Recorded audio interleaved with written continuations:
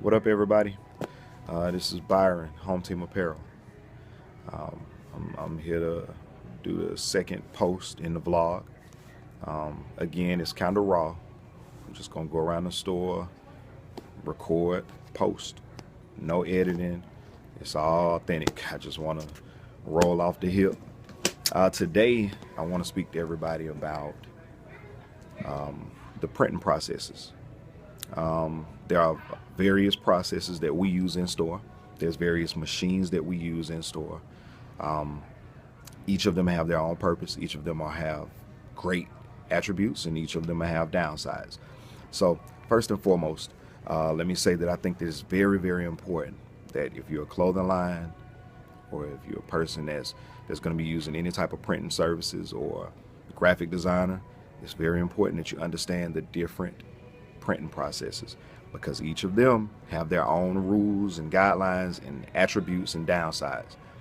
And a lot of times I've come to the realization that people are getting sold dreams, just to put it bluntly. People are lying to them and telling them, you know, vinyl lettering is screen printing and et cetera, and it's not. So with that being said, I'm gonna show you a couple today.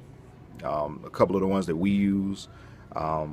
First and foremost, I'll just name them off and we'll kind of go through each of them. One, we screen print. We have a fully functional print shop. Two, we obviously use vinyl lettering. That's a variation of a heat transfer. Two, we actually have print cut technology that we use off of solvent printers. That's also a variation of a heat transfer. And I'll also speak on sublimation today.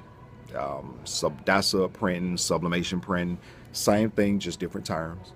I'll show you an example of each, and I'll kind of, go through a little bit of it. First and foremost, I'll show you the screen printed one.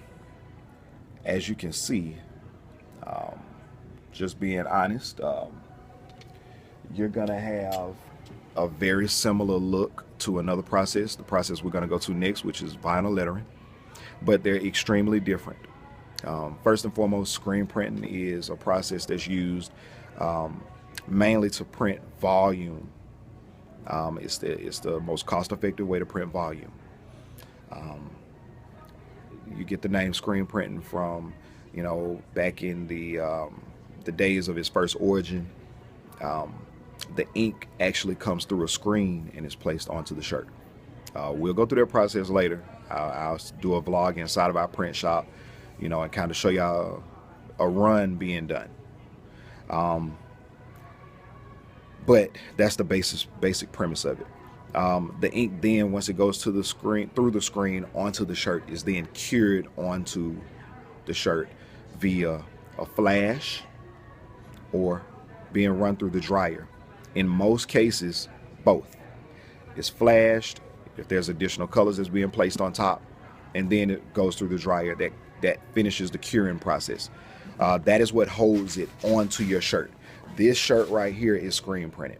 It's probably 3-4 years old, and you could scratch it, you could do whatever. You probably would never be able to tell how old it was. This one obviously has the most durability. Screen printing does.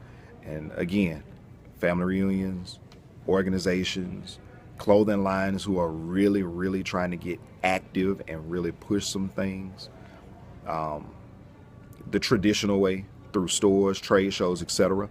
This is the way to go. Okay, on to the next one. I'm going to show you the one that looks extremely similar to screen printing.